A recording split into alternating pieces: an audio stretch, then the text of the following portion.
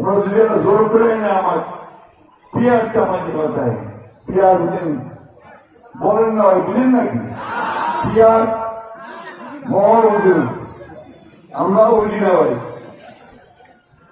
আমি চেষ্টা করে জানছি পিয়ার হচ্ছে প্রপোর্শনাল রিপ্রেজেন্টেশন ইংরেজি বাংলা হচ্ছে আনুপাতিক প্রতিনিধিত্ব কি বুঝলেন সত্যি কথা বলছি আমরা এটার সঙ্গে সম্পর্কিত নই এটা আমরা চিনি না আমরা দীর্ঘকাল 100 বছর ধরে ভোট দিয়ে আসতেছি ওর এমপি ক্যান্ডিডেট একজন দাঁড়াবে তাকে তার মার্কেটে খাইলে ভোট দিব তাই না এটা তো হয়ে আসছে কাউ দাঁড়িপাল্লা কাউ নৌটাক তো নৌটাক কাউ ধানের শীষ তাই না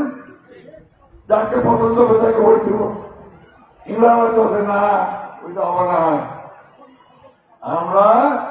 দলকে ভোট দিব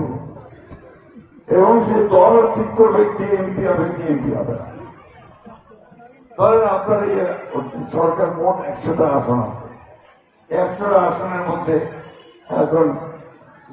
জামাতে ইসলাম পাইল 30 ভাগ বিএনপি পাইল 40 ভাগ ভোট সব ভোট মিলে এখন জামাতে ইসলাম ঠিক করবে 30 ভাগের জন্য তারা কাকে কাকে প্রার্থী মনোনয়ন করে এমপি বানাবে বিএনপি ঠিক করবে যে কারা কাকে নিয়ে এমপি বানাবে অর্থাৎ আপনি ভোট দিবেন এখানে ঢাকায় ঠিক হবে যে আপনার এমপি কে হবে